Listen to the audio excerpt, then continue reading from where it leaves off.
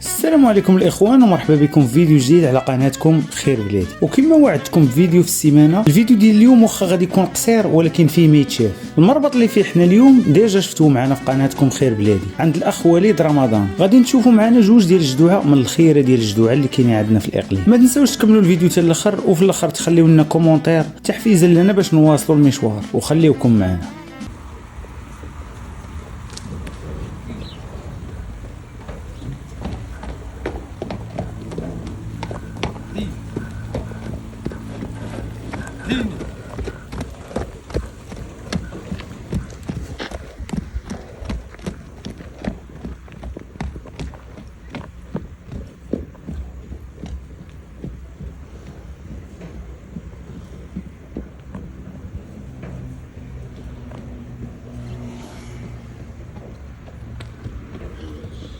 Giydi. Tüm. Ya benim. Andrbuy. Olmara. Hadi. Kon. Hammer. Hey. Hadi.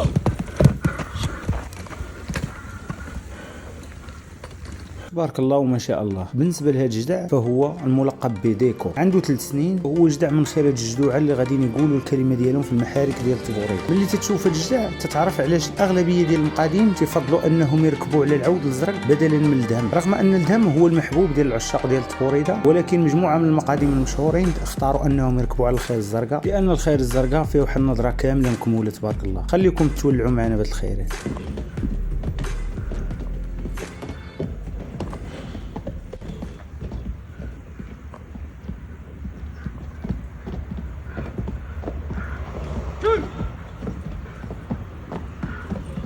Ya benim. Andrbuy. Olmara. Hol. Hey. Hammer. Hadi.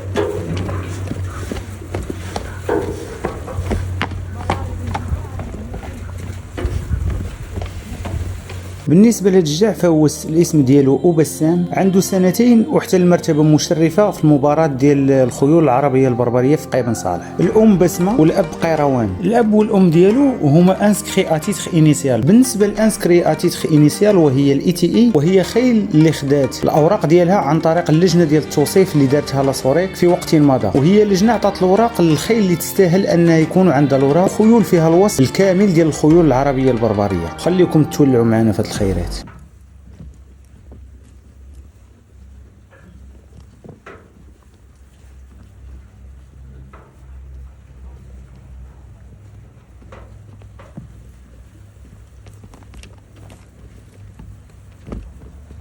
تزيد.